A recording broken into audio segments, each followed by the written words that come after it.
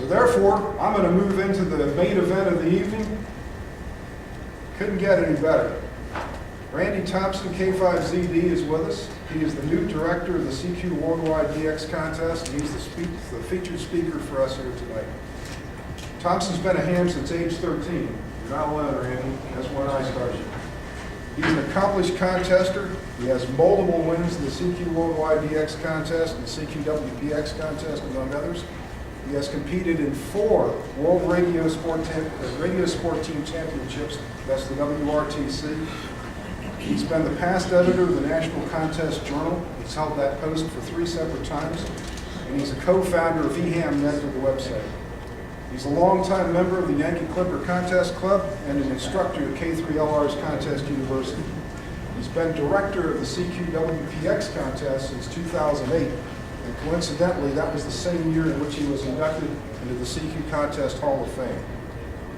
Please give a warm welcome to Randy Thompson, K5ZD, the director of the CQ Worldwide Contest.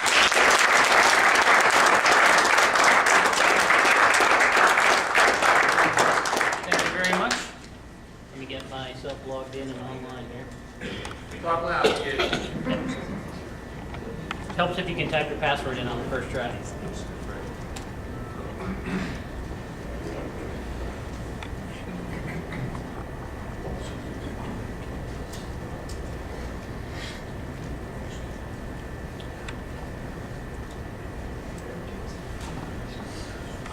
Okay, good evening, everyone.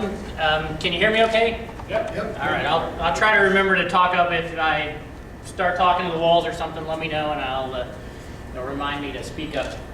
I'm very happy to be here today, and especially appreciate so many people showed up. This is good. You know, I'd hate to show up someplace and there would be nobody there. But glad to be here. Glad to talk about the worldwide, something that I know there's a lot of passion in this room for, and I want to share a little bit about kind of what's going on with the contest, what's going on behind the scenes, and at the end, definitely take your questions. I'm sure that you guys will have some. A little nervous about having this recorded because now people don't really like leaving evidence around what I said, but so don't ask me anything that's too tricky. So as you all, I'm sure, are aware, K3ZD was the director of the CQ Worldwide Contest for 35 years, a long time. It's kind of hard for me to believe, having been in the job for 2 months now, how anybody could do it for that long. But Bob really did a great job. And when you think about it, I was on the Worldwide Committee a long time ago, and I remember the way log checking would work is a box of logs would show up for a category by UPS. So imagine you get this brown cardboard box, and there's just a stack of logs in there. And your job was to kind of go through them and try to make sure that people had scored them right. Remember, there's all paper logs, so people would write in whatever handwriting they chose and whatever language they chose and use whatever scoring system they chose. And the job was to try to sort it out, and then eventually we'd feed it back. Well, think about it even more. They had to take all these paper logs, get them transcribed into some file. Actually, in the early days, it was typesetting, so it would show up in the magazine. You can't even imagine how in the world they used to do all of that. And you'll see as we go through this presentation, it's changed a lot. And all these changes really have happened in this time during Bob's tenure. And we have to give him a lot of credit for having carried the ball, or pushed the rock for all of that amount of time. So I've already been introduced, probably no reason to dwell on this too much, but I'm a contest junkie. I'm not sure I can quite keep up with K3WW or AA3B and the, QSOs per year, or contests per year category, but I operate all of them. I can't resist. Like potato chips for me, once I start, I'm going to keep working, guys. And that's why you keep seeing write-ups for me to say, well, I wasn't really going to be in this contest, but then I couldn't stop. And I'm very fortunate my wife understands the mode. She knows that just because I said I'm not going to operate the contest, that doesn't really mean anything, so she doesn't know that. But so I love contesting very much, very passionate about it, and to me, one of the really big things is that ethics are very important. I've spoken on this a couple of times at Contest University. To me, this is the underpinnings of the game that we like to play, and it's a critical component of it. And you'll see this echoed as we go along. Here's a graph showing how the total number of CQ Worldwide logs over the years. And it's pretty amazing when you think about it. We've gone from 1948, where there were about 500 logs total, to what we're looking at today, where there's 13 or almost 14,000. And you look at a graph like this and you're taking over the job, and what's the one thing that comes to your mind? Don't screw it up, right? And just continue to go up and up. So my job is, more than anything else, is to keep things moving along and don't break anything. And that's hard because I'm the kind of guy who likes to break stuff. Here's an interesting chart. How many people saw the webinar that I did back before Worldwide Phone? Okay, so a few of you may have seen some of these things before. This is a chart that ZL2HAM put together. He took all the log entries from 2011 sideband contest and figured out where they were located, and then used DX Atlas to map them on the world. And this picture really struck me because it shows why the Worldwide is such a great event. You can see there's tons of activity in Europe. There's no question that today in radio contesting, Europe is kind of the center of gravity. Even though everything still seems to, most of the big contests are run out of the US, the activity is all in Europe, and of course that's all good for us because we get to work lots of Europeans during the weekend. We can see there's lots of activity in the United States, but what makes the Worldwide great is all these other dots. They're everywhere. It's not like they're just people in a few spots that are talking to each other. There are guys everywhere. So Australia, some islands out here, some more islands, all over South America. It's just amazing that in this one weekend, people from all over the world get on the air to talk to each other. And it doesn't matter how you think about this, just the magic that makes all of that possible is what makes the Worldwide such a great event. But this chart, or this picture really shows that off. So nobody missed this year. If you did, shame on you, because we really did have great conditions in both modes. Maybe not quite as good as it was last year. Last year was a little better, but one of the things, again, that makes radio so great is you're never quite sure what you're going to get. Like Forrest Gump said, you never, box of chocolates, you never know what you're going to get. We get on the air, you deal with whatever the conditions are, whether they're good or bad, and you end up with the result. But we are close to a sunspot peak, so now's the time. At least if you like the high bands, it is. There are a lot of people behind me in this position that are helping with the Worldwide, and some of these people have been working on it for a very long time and put a lot of hours in. And the committee's really divided into several different groups.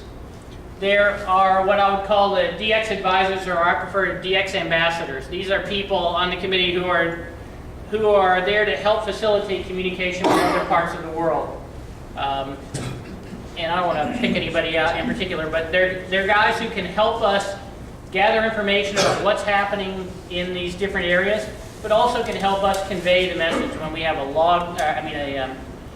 rule change or something. They can help explain it to people. They can give us feedback about what people are doing right, or how people are understanding or not understanding the rules.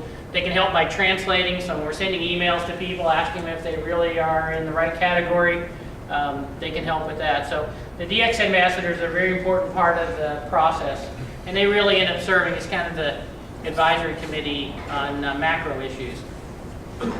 There are two other groups mixed into all of this that are focused on the log checking process. So there's a group of people who are responsible for, I hate to use this word, but they're kind of pre-processing the logs. So logs come in, and we often, they'll have things wrong with them. Not everybody gets all the parts of their log right, and so on, or they'll have questions about how to enter their log. So there's a group of guys led by K5ZD that are helping to just get everything in the right format so we can feed it into the log checking process. There's another group of people who are just focused on really evaluating the suspect logs, for lack of a better word. These are logs that we've identified that have some problem, or at least appear to have some problem with the rules. If they were multi-opted, they changed bands at the right time, maybe they had the right number of signals on the air. Is there something that looks suspicious? There's a whole bunch of things that could trigger a log being put into this category. But it's nice to have a group of guys who that's all they have to worry about. They wake up and go, okay, we've identified this list of suspects, and they can go do the forensic science that's necessary to figure out what may have been going on. Because remember, we really just have the logs to work on. That's pretty sterile. So it helps to be able to take the time and try to figure out what's happening. But all these people are very important to the worldwide. They're all helping out in the background. So let's talk about how things have changed over the years, from the days of those paper logs and even before to where we are now. So in the beginning, contesting was really simple. You sent your log to Frank Anzalone, and they pretty much published whatever you said you did. And you know, there weren't that many logs, and it was pretty early in the game, and so everybody was comfortable with that.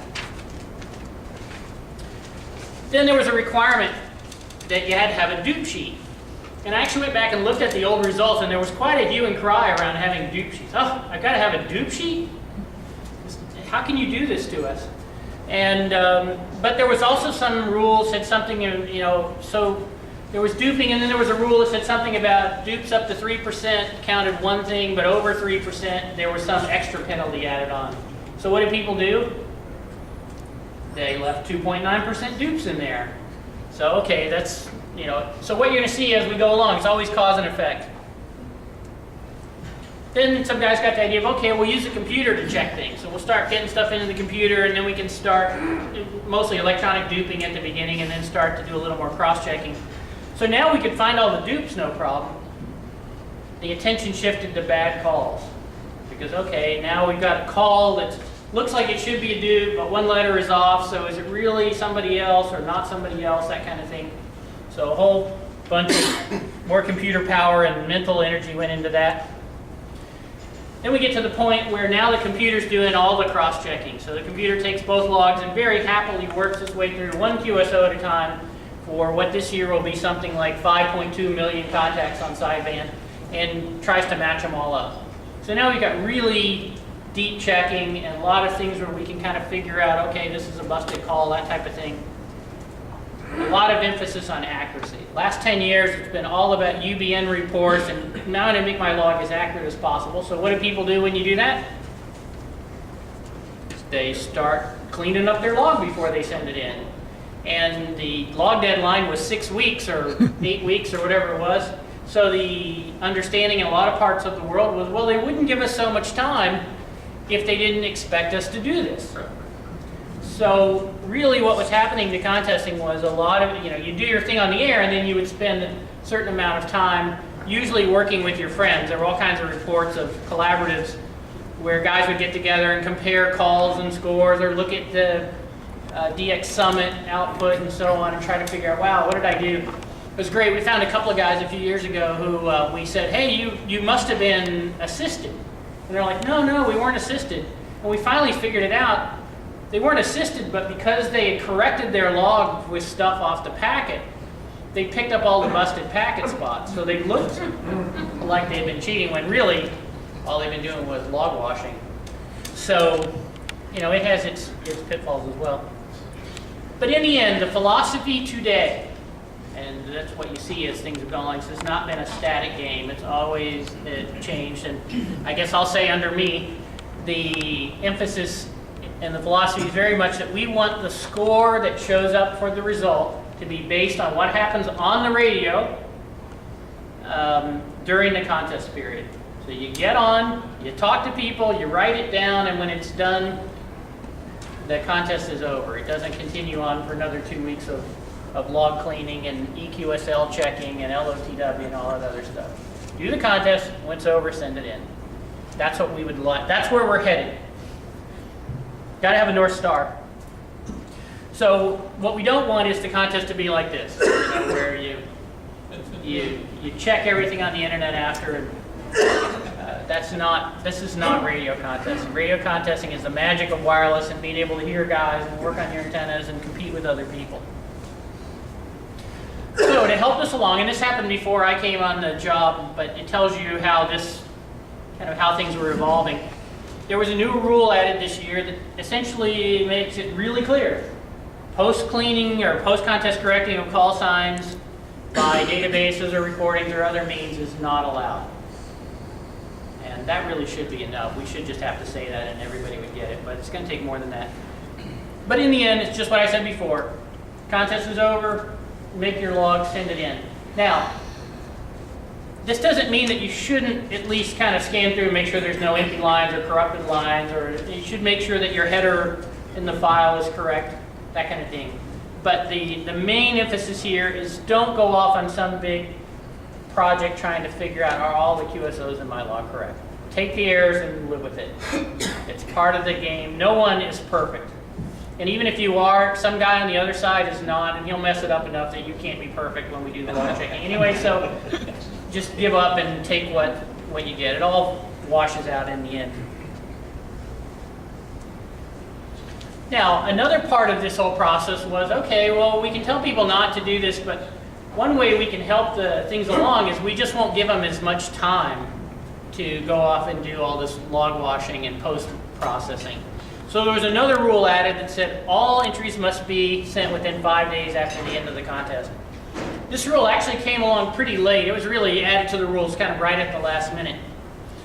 And I have to confess, I'm probably the reason that it says 5 days, because I'm talking to K2MGA and W2VU one day on the phone, and they're talking about, oh, you know, we need to move the log deadline up or something to help with this. And I said, well, I don't know, if you're really going to do it right, you don't want people to spend a lot of time on the log, don't give them the weekend afterwards. You know, so 5 days would be a good thing. Now, this is the kind of thing that you say, you're not, you know, I hadn't even thought about this before we're having this conversation. You say, oh, 5 days, don't give them the weekend. Next thing I know, it's in the rules. So it's my fault. But it's turned out to be really great, and I'll talk about this a little more as we go along. The deadline is for people who want to win something. So if you want to get a certificate, win a plaque, whatever, if you're serious in the contest, get your log in within the 5 days. And we've seen ample evidence this year that people are able to do that. At the same time, we understand there's all kinds of stuff. Life happens, big storms happen, whatever the case may be. So there is a way that people can ask for an extension. And you just send an email essentially to me, give me a good reason, what's going on, how much time you need. I write back and say, you have it. I think I approved every extension request that I got this year, because this is a new thing and recognize, especially with the storm on phone, we had to give people a lot of slack. But you'll see us start to tighten the screws on this as we go along for a few years. This year was kind of get people started. I had a lot of logs come in where people said, oh, I didn't know the rules had changed. Okay. Now, at the same time that we have a deadline and we want the serious guys to get their logs in on time, we also recognize the fact there's a lot of people in the contest who are just on to have a good time. And they also, you know, contesting is not the same priority in their life that it is for probably the people in this room. And so they may not get their log in with a certain amount of time.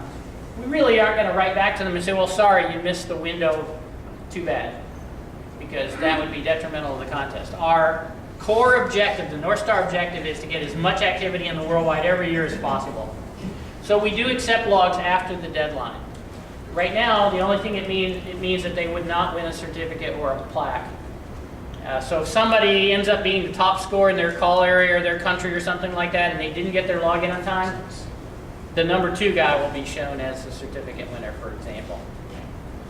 But the log will still be accepted, it'll still show up in the results and so on, and right now still counts for the club score, although that may become an extra level of motivation if we need it. But so get your log in within 5 days, but if you don't, it's still accepted, so not a reason to panic. Now, they did the 5-day rule thing, and I said, well, wait a second, guys. We can't make everybody just do something in 5 days if we don't give them something back. And the thing that I'm being asked for over and over and over again in the WPX contest was, why does it take so long to get the results? And the answer was because the way CQ's editorial calendar was set up, and remember, back in the paper log days when stuff was being shipped around to UPS, it took 10 months to get the results done. That's not the same today. But the editorial calendar for a magazine is built more than a year in advance. It's all blocked out. They know how much what contest results are going to be where, and shifting that around is a really big deal. So I have to give the publisher and the editor of CQ a lot of credit for being willing to scramble their editorial calendar to get the results moved up sooner. Because they recognize that this is an important thing. So as you can see in this chart, what we're showing here is what used to be 3-week deadlines, now 5 days. What used to be 190-something days for us to get the results done is now 90-something. So definitely more work for the committee. Everything's kind of compressed in. But the benefit is we're going to get to see the results in the April magazine instead of having to wait all the way until August. And so I think that's a very good exchange. Get your login a little sooner, especially in this day with the internet being so pervasive. You get the results sooner. Now it puts a little bit of work on the committee because now we got to do a lot of stuff in a very short period of time. But as I explained to those guys, said the good news here is it's only going to hurt for a little while. So instead of stretching it out for a long time, and you know how long deadlines are. If you have a really long deadline, how long does the project take? Always takes however long you have. So now, okay, we'll get it done. So I got to have the results of the sideband contest to CQ by February 1. So that's the schedule that we're on. Now, there were two schools of thought before we started this deadline thing. It's the end of the world or it's going to be okay. Well, the good news, I think it's going to be okay. Because what we've seen here is that we've had record number of logs for both the sideband and the CW contest. So I've already passed test number 1. I didn't screw up this year. So the chart's going to continue going up and to the right.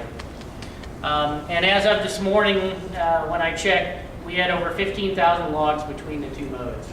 It's pretty amazing when you think about it. That's a lot of guys on the air. And if I go back and look at the reverse logs, there's easily another 2,000 to 3,000 logs of people who worked more than 300 guys who didn't send a log in. So there's a lot of activity. The Worldwide's a big contest. There's a reason you can't find all those multipliers. They're lost in the crowd out there. But so I think this 5-day log deadline thing is here to stay. And the good news is we probably got, let's see, I think on sideband we had 6,700 logs by the 5-day deadline, and we ended up with 8,100. So that gives you some idea kind of what the percentage is of people who got their log in on time. And then the ones that came in later are paper logs and smaller logs and check logs. And then I did another thing after the deadline. I sent an email to everybody who had made more than 200 QSOs that we could, or was in the log more than 200 times, and said, hey, it'd be really great if you could send your log in. And so that also generated a lot more. That's partly to help us with the checking. It's also partly to, every log that we get is essentially a vote to the CQ publisher going, hey, people are interested in this contest, and it's a good thing to keep promoting and doing. So more logs is a good thing. There was another rule that was added this year. This one, and I'm not sure the complete backstory on this one, but the rule is all QSO exchanges must be logged upon QSO completion. In one way you look at that and you go, duh. I mean, when are you supposed? Of course, when else would you log a QSO, right? Well, it turns out there have been some conversations with people, and especially in multi-ops, where there was some question about band changes based on time and all this kind of thing, where people would come back and say, well, there's no rule about when we log the QSO. And I think we all know, the law of common sense has to apply here, but to remove the need for interpretation, a rule was just added. It says, okay, you got to log the contact when it's done. This has no impact, I think, to anybody in this room, but I just wanted you to understand, okay, here's an example of a rule that got added, probably to help more with rest of the world, so that they just, to take some ambiguity away. But that said, time is really important. We have a computer that's going to go out and crank through the 5.2 million or 5 million QSOs or something like that. It's got to find its partner in another log. So we know the call we're looking for, and what's the other thing we know? What time it is. Well, if somebody doesn't log the contacts at the right time, maybe we don't find them. And then what happens when we don't find a QSO? It becomes a not in log, and there's a penalty for that. Do you have a margin of error for that? That is a really great question. So first, hold on to that. So what is a valid QSO? A valid QSO, we got to have call signs in both logs. What's the other thing I've talked about so far? Gotta have time. What else do you have to have? Band. Why is band so important? Because people screw up. Yeah, but that didn't make it important. That's just what happens. Number changes. So it turns out band is important. So we get two logs. If one guy says the contact was on 160 and one guy says it was on 80, which band was it on? How do we know? So it turns out we go, oh, well, they didn't work each other because it doesn't match. And it helps, of course, as I've explained, if it's logged at the correct time. That's really important. And with the correct exchange. Now, I realize traditionally maybe exchange hasn't been always super important, but it is. So you got to have all these things for a QSO to match on both sides. So to answer your question, the time window we're working with is plus and minus 15 minutes. So I think it's reasonable that people should be able to log contacts within 15 minutes. There are people who can't, and they're sometimes for good reasons. There are still some guys out there using DOS computers that can't keep track of time over the course of the contest, and they drift along, getting further and further off, that kind of thing. We do have some things that we can do to go back and fix them. Turns out daylight savings time in the Soviet Union occurs on the sideband weekend, so we have a lot of guys who get the second day of their log off by an hour. Again, we have some things we can do to try to correct for that. So if somebody makes a mistake in mass, we're very good at finding those, and we will fix them. Because we don't want half the guys somebody works to get none in logs because their log is off by an hour. That's just doesn't meet the fairness test. But we have a lot of logs where somebody shows a QSO on 160 at 0500 the first night. The other guy that they worked shows the QSO at 0337 on 160 the second night. Did a QSO happen? Yeah. Yes. Yes, who said yes? Why did it Because happen? they had a QSO the first night, but the second guy wasn't sure, so we worked him again the second night. Yeah, but he wasn't in the log. So I've got two halves. I got a half A with no partner, and I got part B with no partner. But if I looked at just dupe sheets, I'd say, oh, both guys in their dupe sheets have each other, so is it okay?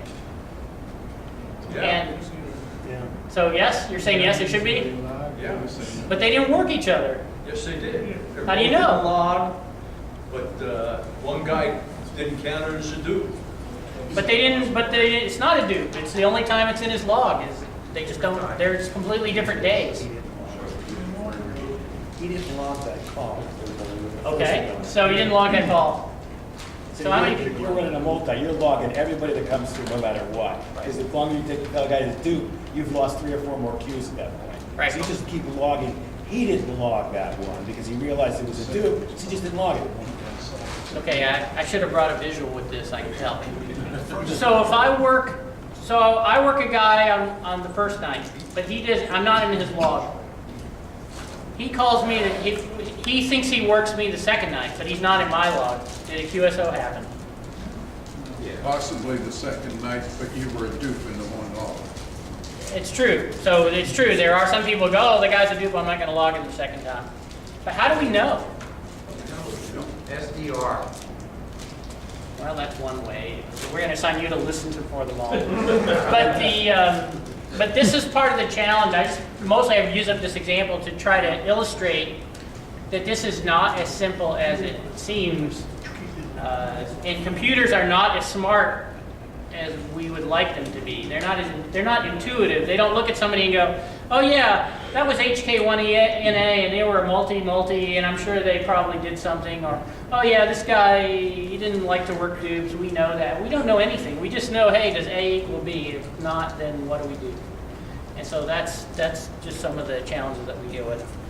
The other thing is exchanges. Why do we need to check exchanges? Everybody knows the zone based on the call sign, and you're right. The good news is 99% of the time they do. But how many people work KL1A Portable 2 in the CW contest? Of course. What country was he in? New York. How do you know? You had to listen to the Zone 5 he gave. That's right. Well, I can assure you there are many, many people in the world who did not. And they logged Zone 1, so should we give them credit for Zone 1?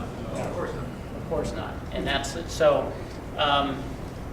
it may be that in the past that would have been allowed. I'm here to tell you it isn't going to be allowed this year. So, so mostly this impacts the guys that are running the U.S. because that's the place where there's the most ambiguity. The rest of the world is pretty straightforward. But So what happens in a situation, we don't get a lot of it, you get a guy who says, well, I think I'm in zone 4. So he goes zone 4 1, then all of a sudden he finally corrects himself. He realizes he's zone 5. So when he checks the log in, it automatically sets him in zone 5 then, because whatever it is, like N1MM, it's going to dump that up. But you've got him in zone 4. Now, we get a few of those occasionally, that the next time you work the guy, he gives you a zone 5. You look back, last time he gave you zone 4 at that point. So what's right at that point? yeah, so that's a good question. Once again, the computer is not smart enough to know. We're not clairvoyant. But I'll give an example. If a really big-time single operator who operates from Barbados and lives in California sent his login with all the zones being, sent zones being 04. I have no idea where that came from. But anyway, we got his logs, like AP5A, everything sent was zone 4. Right. I can make fun of him because he was my WRTC partner, and he deserves it for sending in a log with all the sent zones being 04. But, you know, if we're checking the logs, it's like, man, everybody who worked AP5A got busted. They didn't get the zone right. Well, okay, we get reports on this kind of thing, and we're able to go in and fix that and say, okay, it really needs to be zone 8. That's clearly where he was. That's where he was. So we're not unintelligently processing all this stuff. We do, this is part of what Charlie's team does, is go through and try to find all these things and figure them out. But there are some guys who are unstable for the reason that you said. They'll do one zone for a while and then change to a different one. We have another thing we can put them in where we say, okay, don't pay any attention to what they send. And so, again, it's not blind here, but I guess the message is copy what the guy says. Now, I'll go ahead and preempt the next question, which is, oh, well, what if he sent a serial number or his ITU zone or whatever? I don't know how to answer this question. I don't know how to answer this question in an elegant way, so I'll just be really blunt about it. We know we're in the CQ Worldwide contest, right? We know we're expecting a CQ zone number. Put one in, okay? So you have to apply a little bit of intelligence to this process as well. So don't log the serial number if you know it's not right. So are you saying make up an exchange? Wait a minute. Actually, this has been the accepted policy in the CQ contest for 30 years. That if you work a guy on the band and he does not give you a zone, put in the zone where If you copy what the man sends, you're wrong? Is that what you're saying? Yeah, you can copy what he sent. What you receive and what he sends, you're wrong. Is that what you're saying? And you will be penalized for QSOs or whatever it is that you penalize? You would only lose that one. For example, I work W9XYZ. Wait. Let's take Steve. Let's finish off with Steve here first. I work W9XYZ and he sends 59901. Yep. We're not Now, supposed to. he might be in Alaska. He legally could be with that call. He could be in Alaska. That's right. But maybe he's really in zone 4. And I'm going to get dinged one way or the other.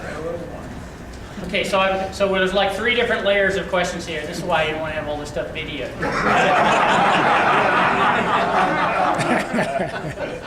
This is not a pure exact science, okay?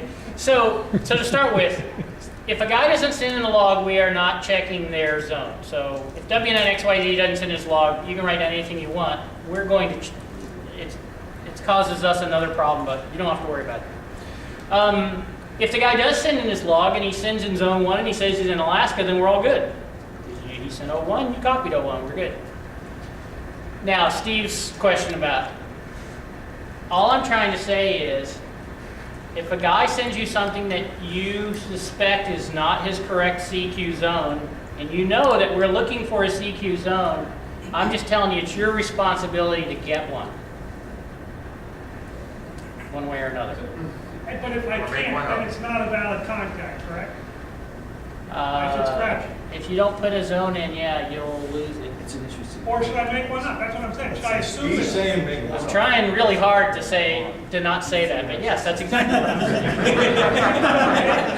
And by the way, the reason I don't feel bad about this has been the policy for 30 years in the worldwide.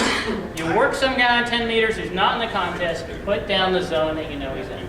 I've been doing this almost 50 years, and I was always told to copy the exchange and put in the log what the man sends you. They never used to check. Not- Right. And that is the only correct answer that there is. But it used to- So I've been doing And I guess what I'm, all these years. I guess what I'm telling, so we'll work on this a couple ways. What I'm telling you is that no one ever checked them before, and now we are. So that's important fact number one. And number two, you know, it has to be that way because if we let you write down 34, we can't give you credit for zone 34 because the guy wasn't there or whatever the case may be. So, or maybe you guys can convince me we shouldn't check zones or anything at all, and we'll just go back to the way it was. That's possible. What But about 579? the reason that don't RSTs, you can do whatever you want right now. So the reason this is important, why am I doing this? Why are we pushing something like this? It's a change. Because we're seeing enough crap in the logs that we have to do something about it. In other words, if you don't enforce something, then it doesn't matter. Why don't we'll just get rid of the exchanges altogether and then everybody can just send call signs over. Maybe that's what we want. I don't know. But that's all I'm trying to do is convey the idea that we are going to look at these kind of things. I think for U.S. competitors, this is a non-issue. It's a little bit more of an issue for the guys who run the U.S. because there's a lot of people in Alabama and Tennessee and so on that don't end up showing I the right have place. no idea what zone. NA2U is the poster child on phone. He lived in Arizona for a long time. That's where the country ball thinks he is. But he operated the contest from New Jersey. And it's, you immediately see which people pay attention. He still lives in Arizona. Well, he was in New Jersey for the weekend. That's all I can say. His call sign was. So anyway, we can you can come back and talk to me about this if you feel strongly one way or the other. But all I'm really saying is, okay, we're going to apply at least a little bit more checking than has been done before. So there's another rule that got added in about where we measure power. Now, why should that be a big deal? Because there were a couple of cases where we actually found videos of people who appeared to be having extra red lights coming on.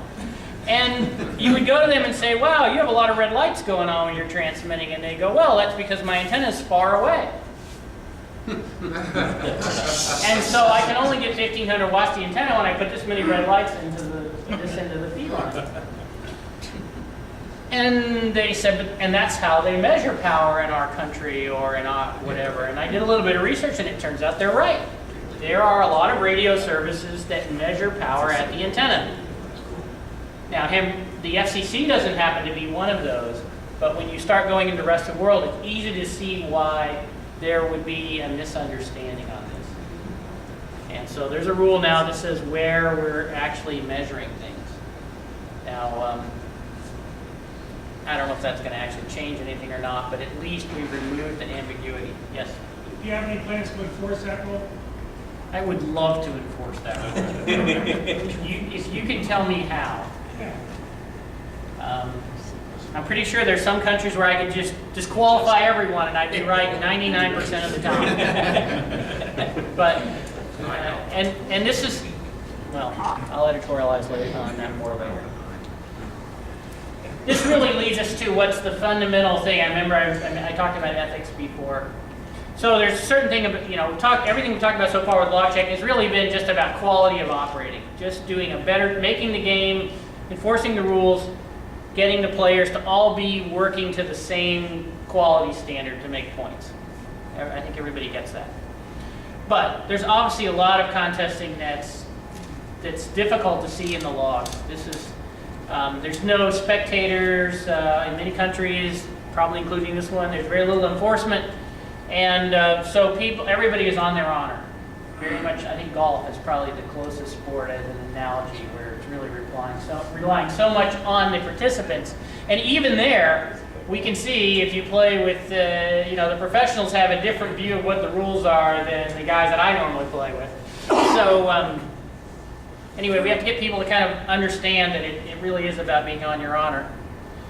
The whole idea of single ops being by themselves, not with 2 guys, not with 3 guys, not with the packet or whatever, but single ops are 1 person, and then there's the single op category and there's the assisted category.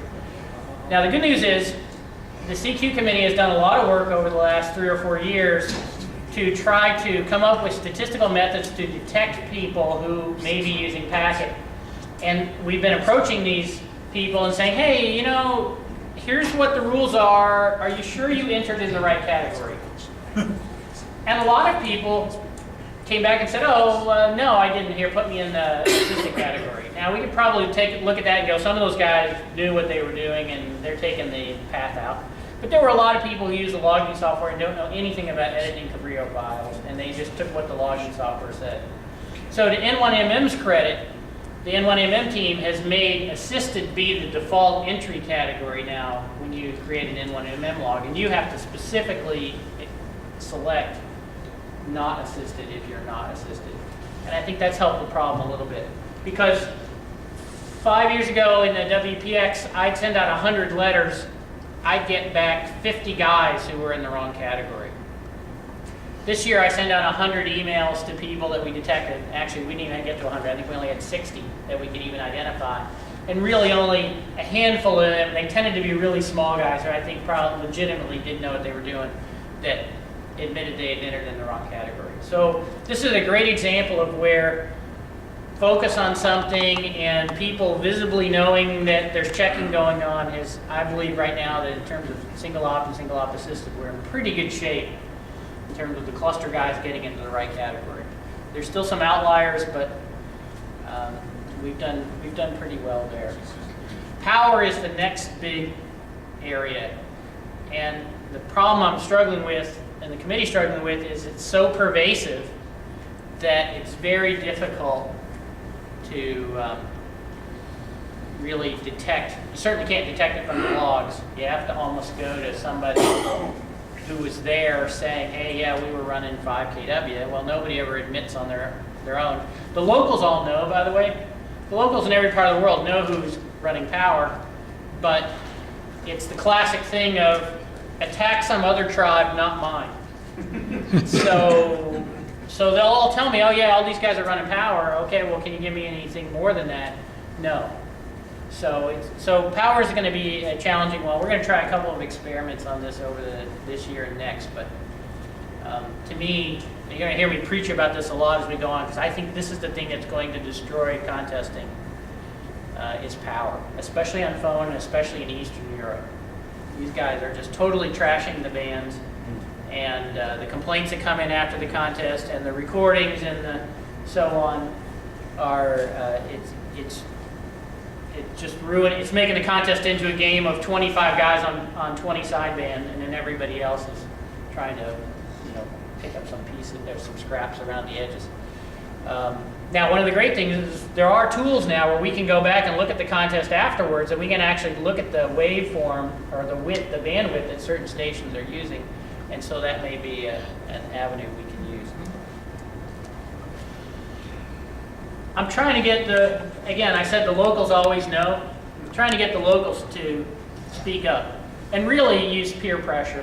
There's nothing better than that, than people, the guys to go at least set a good example and then ask other people to follow that example. And I have some ideas that we'll try. We're going to need to get guys to stand up and declare that they're following the rules so that we can start to show that there is a not vocal majority who actually want people to follow the rules. But we all know the most interesting man in the world, right? So we just have to start. We can't be giving these guys that are running power all kinds of kudos for how great they are. They're not. Which brings us to red and yellow cards. And I expect no one in this room will ever have to worry about this. But there are parts of the world, There are parts of the world who look at a contest and go, the rules are the rules, and the honorable thing is to stay inside the rules. There are other parts of the world that culturally and historically and so on have been under maybe a different form of government, where the rules are where you start, and then you go out from there. And the actual rules are wherever somebody bonks you, that's the rule.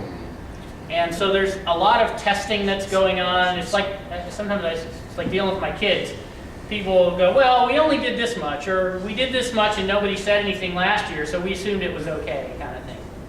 So anyway, the point of the slide is we do have yellow cards and red cards, and really, just like in soccer, a yellow card means your score got disqualified for this one event. It's generally a minor infraction. A red card is something where, gee, you did something that was so bad. In soccer, if you get a red card, the player gets sent off and you have to play shorthanded for the rest of the game. Well, the same thing here. If you get a red card, you're not only disqualified from this event, you can't win anything in any other CQ contest for 1 year. Now, win anything, what does that mean? That still means you can get on and operate. I think we're going to tighten this up a little bit more and really make it a little more onerous than that, more painful than that. I figure we've accomplished most of the benefit just from getting people disqualified, because nobody really wants to be disqualified from a contest. But this is not a court of law. This is not a legal proceeding. NFL notwithstanding, if a play happens on the field and the referee calls it and throws the flag, they've thrown the flag, penalties marked off, everybody moves on. I want to establish that same level in the CQ committee. And that this is not a judicial process. There is a process, but it's not going to be a thing where we go back and forth and back and forth and back and forth with the participants. We're going to make a call based on what we see or know or hear, and we're going to move on. And so far, I've been doing this in the WPX for 4 years now. My experience has been that it works. But it's very important that we're consistent, and that as we go through this process, it's not just, oh, I don't like that guy, I'm going to disqualify him. There's got to be some substance behind it. But most of all, we have to clearly communicate it to the participants. So there are a number of people. You'll see there are a lot of red and yellow cards in the WPX this year for a variety of different things. And I expect, if history has been any guide, that those people will not do that kind of thing again, whatever it is that they did. So if we just have logs to look at, as I've said, that's pretty sterile. So what really is going to make the difference? We need to be able to go back and have instant replay. And software-defined radios, the SDR technology gives us that. We had, I think maybe it even been 7 sites in the sideband contest. We had 3 or 4 in CW. We recorded every, sideband's hard because it's pretty wide, but on CW, we recorded the entire CW band for every band for the entire contest. In Europe, in North America, in Oceania.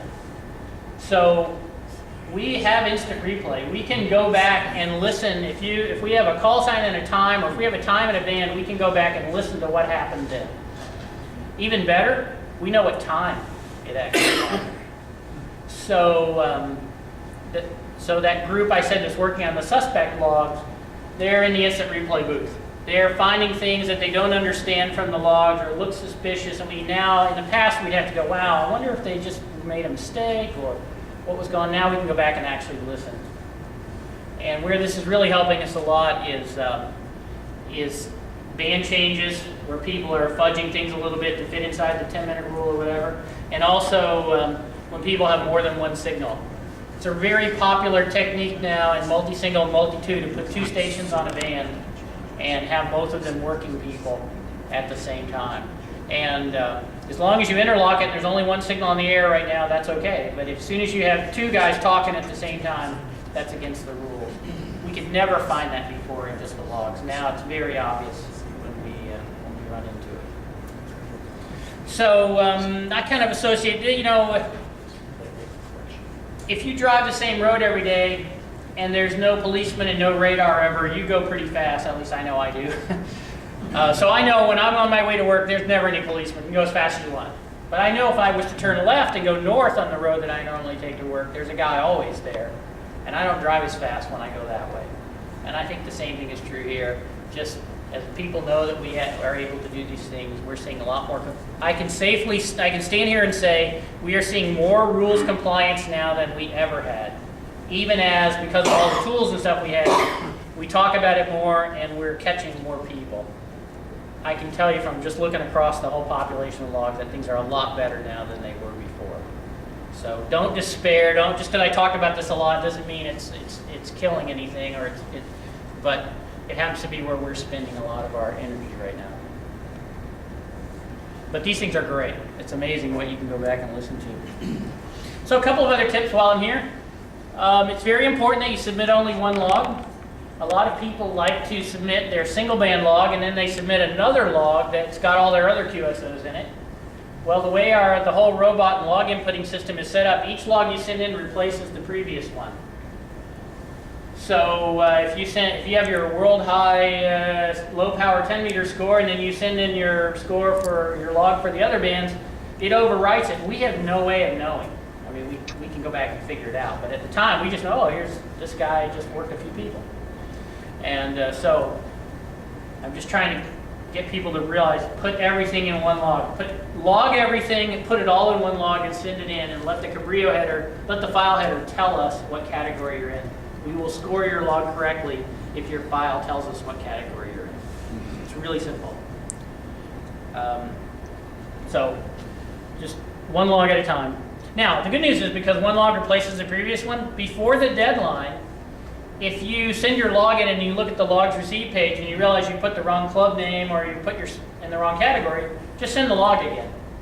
It'll replace the previous one and we can go on. After the deadline, you don't want to do that because now your log will be marked as late, because not only does it replace the whole log, it also resets the clock on when we got it. Here's another thing that's been kind of a mixed blessing, I think. The Cabrillo format has no way for you to show a QSO and say, I don't want credit for this. And there's not a lot of things that you say you don't want credit for, but stuff happens in a contest. You click on a spot, you work a guy on 21,172, and like, whoops, I didn't mean to do that. Well, you only had two choices. You leave it in, or you take it out. And today, where we're doing so much cross-checking, we can't afford to have you taking stuff out of your log because now it becomes a not in log for the other guy, and he gets a penalty for it. He worked you. So we've created this concept called X-QSO. This is a little bit of a hack. It allows the X-QSO will allow this to get through the robot without any complaints, but it serves as a marker for us to say, see this QSO? Don't give this guy credit for it, but do give the other guy credit for it. So it's just, some people, it's not for marking dupes. Don't worry about dupes or anything like it. It's just for marking QSOs where you think you made a mistake. I worked a guy out of the band. I had a new operator, didn't understand the 10-minute rule, and he worked somebody and it messed everything up, and we just wanted to take it out. That's what it's for. You probably shouldn't have more than 2 or 3 of these in your log in a weekend, so this is not a big thing. But How do you actually do this? Where do you put the XQSO? you get your text editor, you get Notepad out, and you go find the QSO in your log, and you type X hyphen right in front of the QSO line. Okay. Remember, in the Cabrillo format, things don't have to line up, so don't worry about if adding this X hyphen shifts that one line over. As long as there's spaces and everything will be fine. But like I said, this is a low thing. Now, I think somebody like N1MM, I was talking to him the other day, they may add a marker for this in the logging software, but right now this is kind of the CQ worldwide and the WPX only, so. But it's just for fixing stuff you don't want credit for. Okay, 2 new policies that we instituted this year. One of them is something I've been doing in WPX for the last 5 years. The other one is also something I've been doing, but so the first one is, if you send in a log where all the QSOs are on one band, we are going to make it a single band log. If you think about it, it doesn't really matter. I mean, you did work guys all on one band, no other bands in the log, so therefore we're not really changing anything. We're just getting you into the category that you actually were in. Most of the time what I found is it's a lot of little guys who just don't know how to edit the file, or they just take the defaults for everything, they send it in as all bands. So it allows some guys to get extra certificates because now we got them in the right category and that kind of thing. So there's really not a lot of issues there. The other one is in the club category in the club scores. There's never been anything in the rules about this. It's always been unofficial. But there used to be a deal that said, oh, if you, if you operated single band and then you went and worked a lot of people on other bands, your club score would be the all band score. And that's really nice, but it's also very difficult from an administrative standpoint, because now every log has to be scored twice, and we end up with two sets of books, one for club scores and one for the official entries. Given our shorter time deadline and everything now, we can't afford to be doing everything twice. So the change this year is that the club score gets what your entry, what your official line score in the magazine is. Is there anybody here that operated multiple bands and entered a single band log?